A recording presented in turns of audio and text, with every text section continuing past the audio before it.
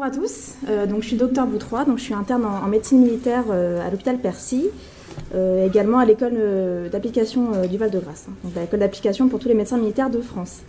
Donc moi je vais vous présenter en fait ma thèse d'exercice auquel était présent Monsieur Aymon. Donc c'est lui qui m'a dit de venir la présenter également à vous, puisque c'est vrai qu'elle intéresse un petit peu votre formation. Donc l'intitulé de ma thèse était « Les activités en lien avec le cheval dans le parcours de réhabilitation du blessé de guerre ». C'était une étude préliminaire sur les attentes de 12 patients militaires volontaires.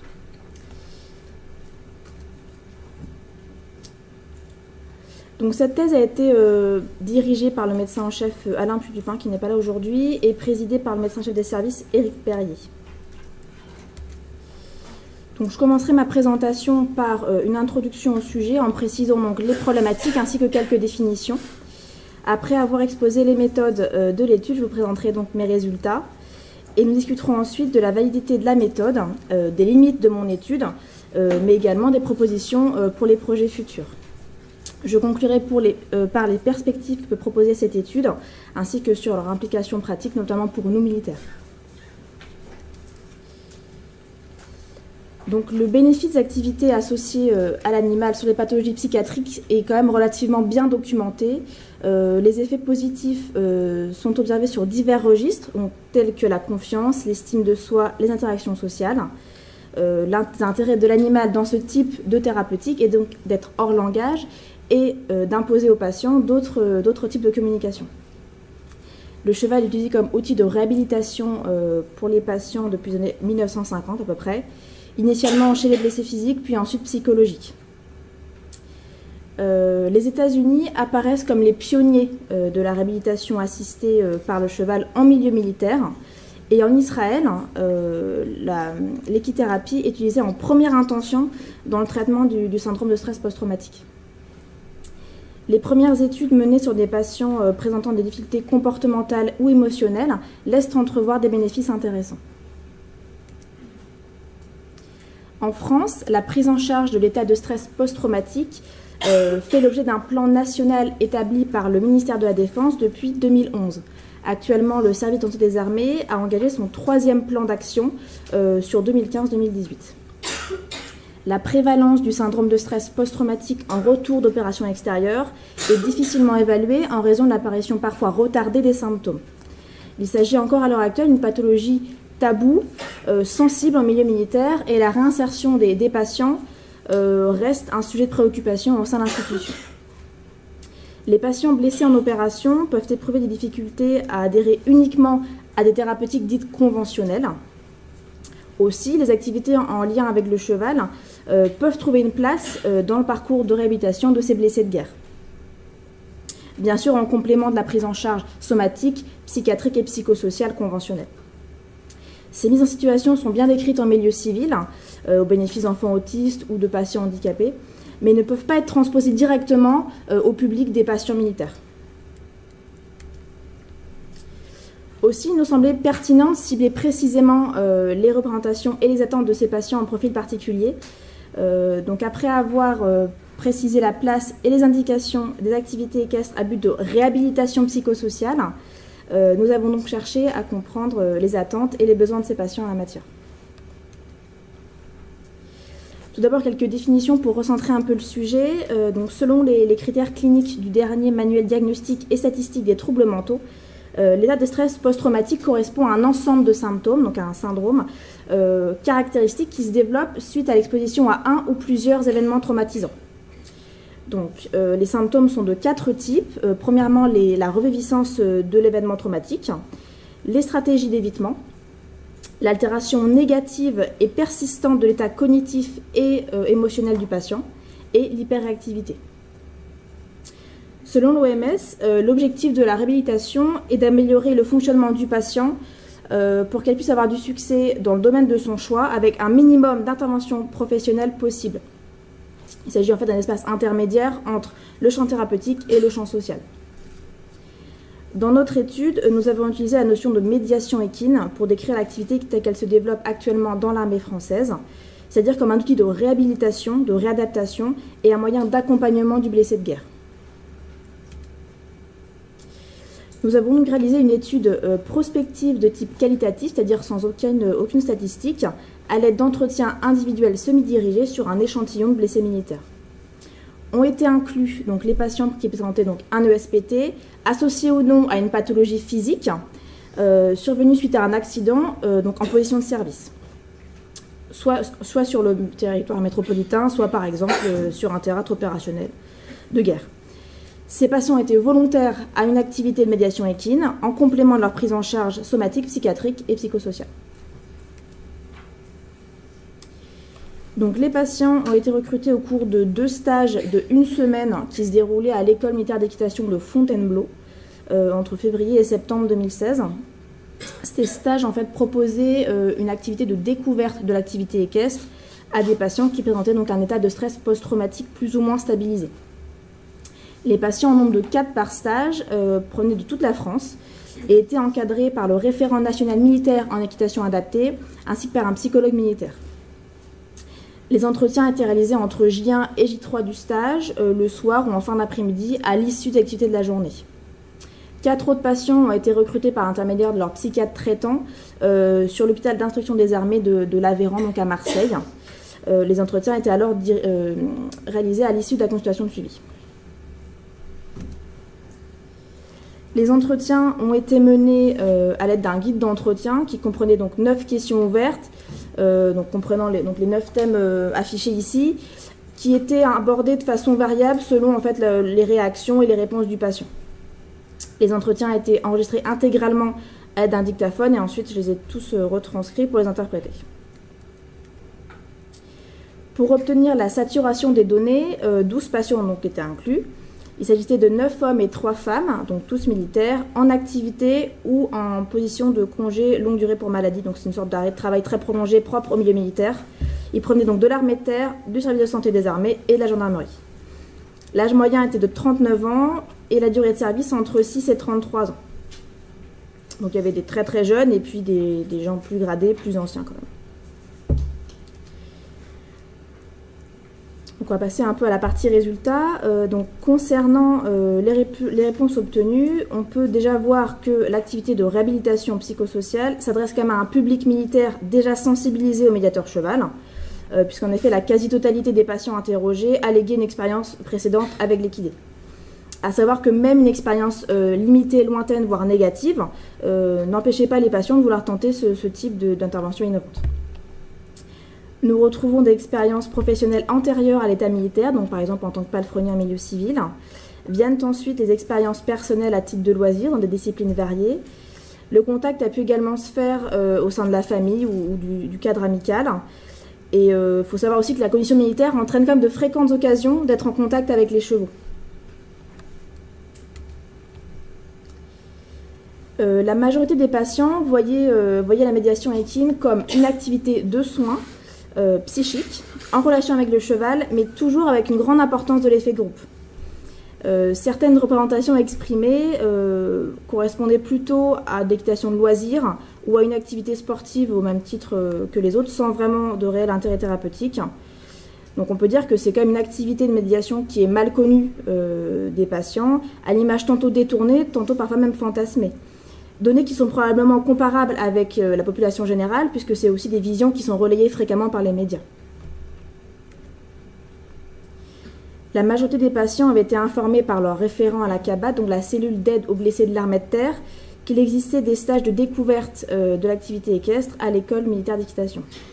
Certains en avaient également entendu parler lors de leur participation aux rencontres militaires blessures et sport. Donc c'est des stages d'1 semaine ou 2 qui sont organisés au bénéfice des blessés de guerre, donc physiques ou psychiques, où ils font donc des sports adaptés encadrés par des militaires.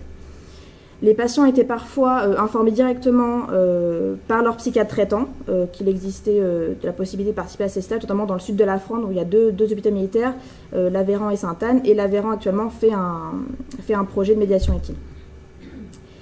L'entourage privé et les réseaux sociaux est également un bon moyen pour le patient de se mettre au courant de ce genre de pratique. L'attente principale des patients était l'amélioration de leur qualité de vie, la diminution de leurs symptômes, en fait l'amélioration de leur vie quotidienne. Les patients recherchaient essentiellement l'apaisement procuré par le contact du cheval et la reprise de la confiance en soi et envers les autres était également un but assez important. L'interaction avec l'animal permettait d'aborder sa souffrance de façon différente et de retrouver des sensations, une certaine impulsion perdue du fait de la maladie. Le fait également de sortir de l'isolement de son environnement quotidien est également une motivation majeure pour ces militaires, à savoir que l'activité de réhabilitation en lien avec le cheval était vécue par les patients comme une étape entière dans leur parcours de soins. On retrouve en fait dans leurs attentes les mêmes effets que ceux obtenus lors de précédentes études, notamment américaines, donc à savoir l'apaisement, l'impulsion, l'ouverture, le partage, la communication. Ces items correspondent également en partie à ceux observés sur les échelles de dépistage donc de l'état post-traumatique et sur les échelles de qualité de vie. Ces stages étaient l'occasion pour les patients de partager leur expérience et leur vécu avec d'autres camarades blessés, le cheval étant à la fois le prétexte et le facilitateur à ce partage. Pour certains patients interrogés, le fait de se retrouver avec des camarades blessés en fait, éclipsait même parfois totalement le fait de faire de l'équitation ou d'être en contact avec le cheval. Et pour ces patients militaires, en fait, le fait de se mettre dans une situation inhabituelle, voire même quasiment la recherche de danger, était parfois une recherche de ces patients. Puisque le cheval, par son caractère imprévisible et imposant, force en fait le patient à se remettre en question. La présence d'un cadre ressenti comme protecteur participait également grandement à l'action bénéfique de ces stages. Ce cadre devait être rassurant, sécurisant et donc assuré par des professionnels qualifiés. Ce qui était le cas puisque dans l'armée, on a des cavaliers militaires qui ont été sensibilisés donc, aux blessés de guerre et particulièrement à l'état de stress post-traumatique. Donc, sur le plan organisationnel, on remarque que l'encadrement et l'effet de groupe revêtent un caractère au moins aussi important que l'activité équestre en elle-même. Il semble important pour ces patients d'effectuer ces stages en petits groupes afin de faciliter les rapports humains. Ces résultats illustrent bien en fait, l'intérêt de ce type de mise en situation dans la recréation d'un lien social et dans la création d'une sorte de bulle de sécurité autour de ces patients souvent isolés, mis un peu au banc de l'institution. Le fait de monter à cheval n'était pas une finalité indispensable pour ces patients. Par contre, les activités en liberté et les soins aux chevaux étaient vraiment un dénominateur commun retrouvé au cours des entretiens.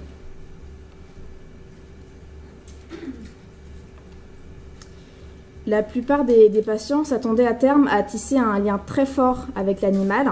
Certains craignaient même que cette relation soit trop fusionnelle.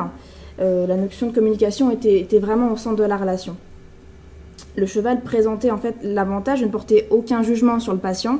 C'est souvent une peur qu'ont les patients militaires quand ils retournent dans leur régiment. C'est vrai qu'il y a souvent beaucoup de regard des autres, une sorte de jugement, le fait de ne pas s'être senti à la hauteur, d'avoir failli, puisqu'en fait dans ce cas-là, c'est forcément une relation désintéressée.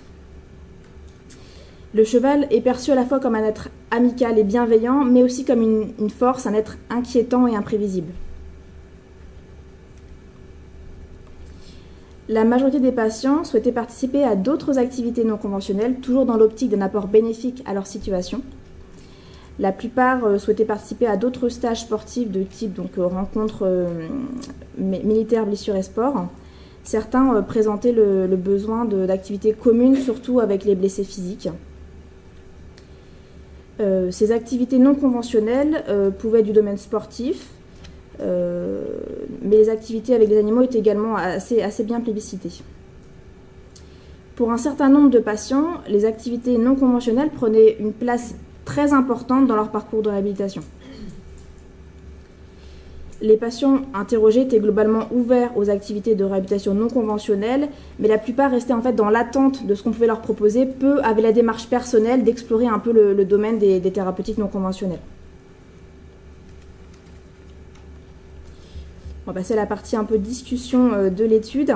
Donc je commencerai par la méthodologie, à savoir que la méthodologie qualitative, donc à base d'entretien, est la plus adaptée en fait à l'exploration des représentations des patients, puisqu'elle permettait d'appréhender les expériences, le vécu, le ressenti. Les entretiens ont permis de faire émerger des concepts très riches, très variés, parfois inattendus, qu'il aurait été impossible d'appréhender avec une étude quantitative à base de statistiques. Il était nécessaire de construire un échantillon varié de militaires afin d'obtenir une richesse potentielle d'opinion. Et concernant la méthodologie, finalement, l'objectif a été atteint, puisque la somme des entretiens a permis d'arriver à la saturation des données. L'inclusion des patients a été soumise à la disponibilité des psychiatres traitants, mais aussi au calendrier organisationnel de l'école militaire d'équitation. Les sujets étaient tous des volontaires présélectionnés finalement, ce qui a pu induire un biais de sélection, puisque ces patients avaient des représentations a priori plus favorables de la médiation équine qu'un patient normal. Le fait que ces entretiens soient réalisés par un médecin militaire peut être considéré comme un biais majeur d'intervention, puisque ce statut met le chercheur dans une position ambivalente à la fois donc, de supérieur hiérarchique délivrant l'aptitude, mais aussi de soignant. Donc pour limiter ce biais au maximum, je me suis placée en position d'encadrant le plus neutre possible lors de ces stages, c'est-à-dire que je participais à toutes les activités, aux repas et aux activités du soir. Le but était quand même d'éviter de créer une confusion entre donc cette étude et puis une nouvelle consultation médicale avec un autre intervenant du parcours de soins. Dans notre étude, pour des raisons organisationnelles, aucune triangulation des données n'a pu être effectuée. Le croisement des données, c'est-à-dire par une autre personne qui a interprété les données, aurait pu permettre de diminuer le biais d'interprétation et donc d'augmenter la validité interne des résultats. Cette double analyse aurait pu permettre de diminuer l'éventuelle part de subjectivité, puisque j'étais moi-même impliquée personnellement dans l'étude, vu que c'était mon sujet de thèse. Le petit nombre d'individus interrogés ne permet pas d'extrapoler nos résultats à l'ensemble de la population des patients militaires blessés psychiques, volontaires ou éligibles à une activité non conventionnelle. Mais encore une fois, le but était de recueillir le maximum d'opinions différentes et pas d'être statistiquement significatif. Il s'agissait plutôt de faire naître la réflexion. En ce sens, une étude quantitative pourrait venir compléter notre travail de thèse.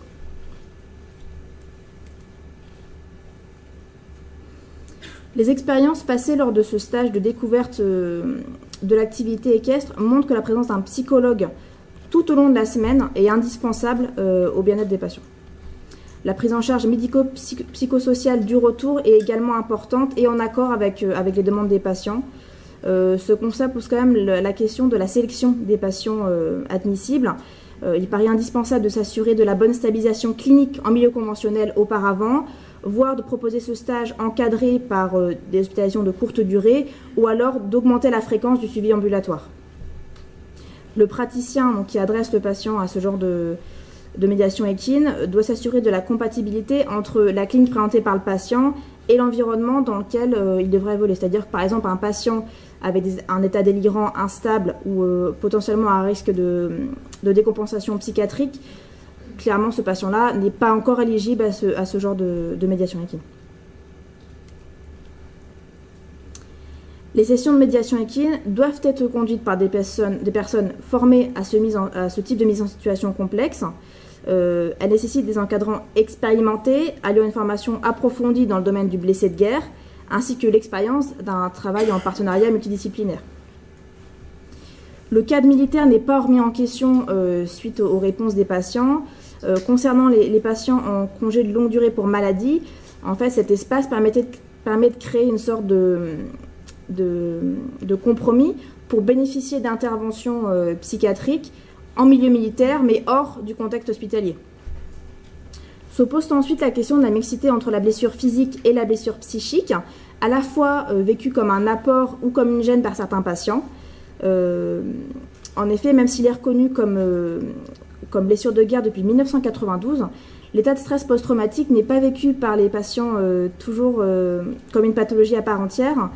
Les réponses obtenues lors des entretiens laissent entrevoir des représentations très très diverses de la maladie psychiatrique, surtout en milieu militaire. Donc ce sera intéressant de mener également une étude sur ce sujet.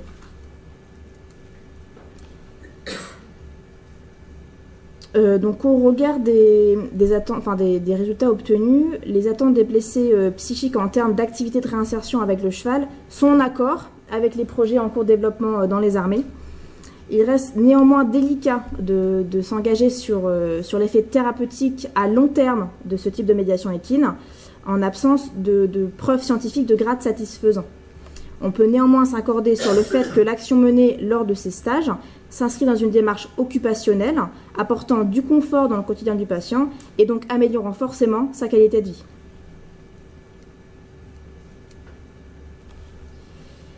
Donc, dans l'optique d'une généralisation de l'offre de soins de médiation équine à l'ensemble des armées, on avait fait une petite carte qui proposait de mettre en réseau en fait, les différentes sections et caisses militaires avec les 8 hôpitaux d'instruction des armées métropolitains. Donc, hormis en fait, dans l'ouest de la France où les élongations peuvent être plus importantes, on peut remarquer que toutes les sections et caisses militaires se trouvent plus ou moins dans la région d'un hôpital militaire. Et de plus, les sections et caisses militaires étant quasiment toutes à proximité d'un centre médical des armées. Donc les centres médicaux des armées, c'est des sortes de petites infirmeries qui sont placées à proximité de chaque régiment. Donc il y en a beaucoup plus que sur la carte. Donc en fait, ces CMA pourraient être autant de relais pour faire le lien entre le service hospitalier où est suivi le patient et la section et caisse militaire où il bénéficie d'activités de médiation équine. Donc pour conclure, on peut dire que le présent travail constitue la première étude menée sur les activités de médiation équine dans l'armée française.